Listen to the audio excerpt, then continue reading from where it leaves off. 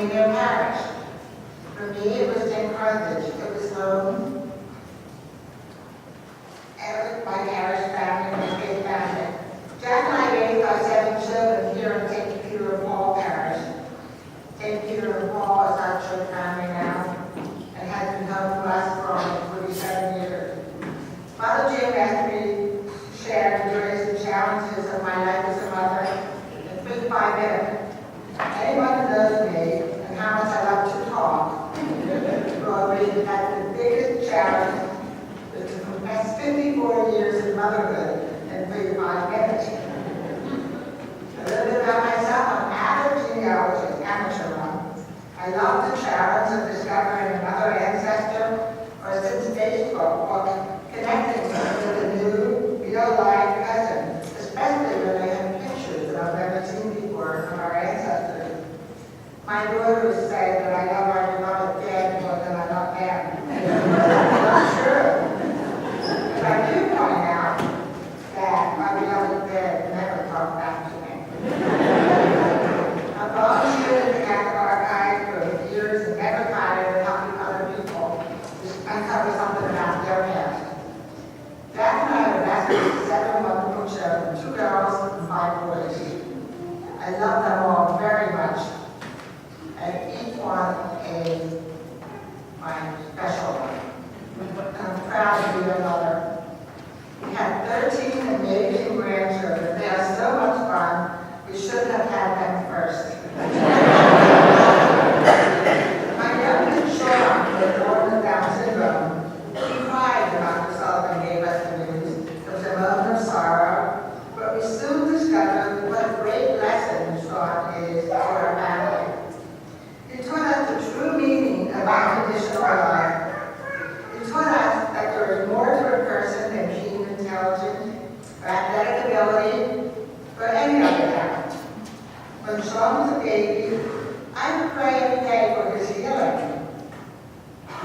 And then one day, while I was holding him and rocking him, I began to sing, "Thou art worthy, O Lord, for thou hast created all things, and for thy pleasure they were created." In that moment, the miracle came. God healed me. He told me Sean is beautiful just as he is, and has no need of healing, and he is loved unconditionally by all of us. Mom, Dad, brothers, sisters. I have a terrible singing voice, and another time, while I was rocking Sean, I was singing a different hymn to him. God blessed me with another miracle, the thrill of hearing Sean's first complete sentence. No sing, Mommy.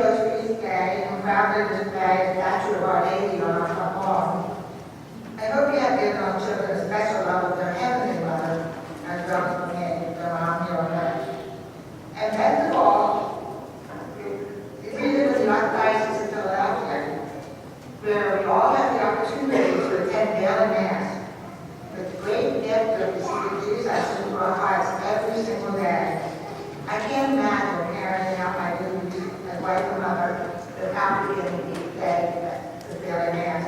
And then my mission, my mom and dad, happy Mother's Day. Good morning. My name is Julie Carlson, and I recently located here in Westchester from Southern Maine. And I became a parishioner here at St. Peter and Paul. And I have to say that I really, really love it here. I've been married for 31 years to my husband, Bruce.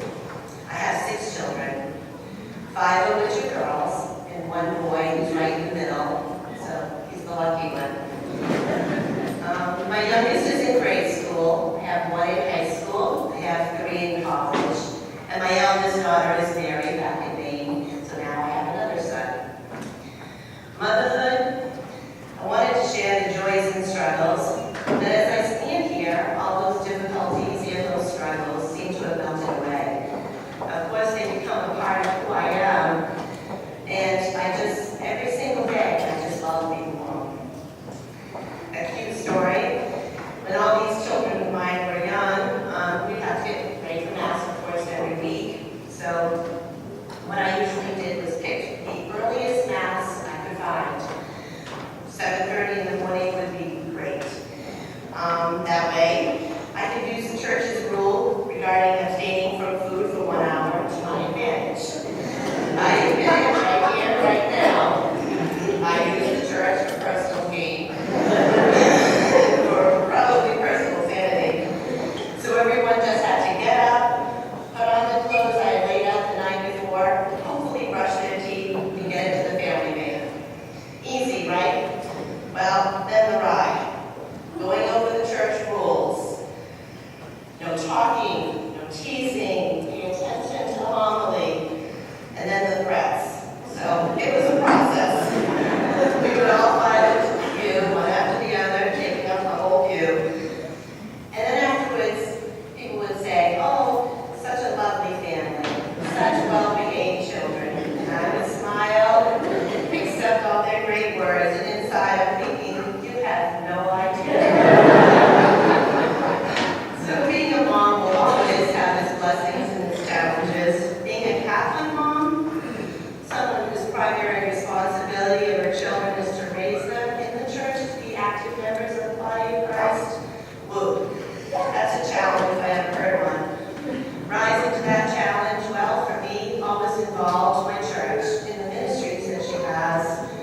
Whether it was a babysitting program when my kids were young, cooking meals for the homebound when I felt homebound, greeting people at Mass, or joining a women's group, admittedly just to have a night out to have adult talk. And then as they got older, we sang together as a family. And those experiences in those ministries, the people that I met, the people I continue to meet now, they're invaluable to me as my role as a mother. Those people support me when I need it, and I support them when they need it. So my faith, my love of Jesus, it's fueled me with an overwhelming desire to give that gift, the gift of faith to my children. It truly drives me. I love my children, and I want to spend eternity with them. So I pray with them, I pray for them, and I won't stop. No matter what their age, I won't stop until they want to love Jesus. Have a happy Mother's Day. This Thursday is Ascension Thursday, so our masses are at 8:30 in the morning and 5:30 in the evening. After all the masses next weekend, we're going to have the anointing of the sick for all people who are sick, who are suffering. So if you have neighbors that you know, or family members who are sick and suffering and ill, bring them to any of the masses next weekend. And then after the mass, we're just going to invite people to come forward, and we're going to share with them the sacrament of the sick. The Catholic Charities Appeal is winding down in the Archdiocese of Philadelphia, and next week we'll be watching the video, Give Hope, which the diocese produced. Parish Movie Night is next weekend, and also there's flowers in the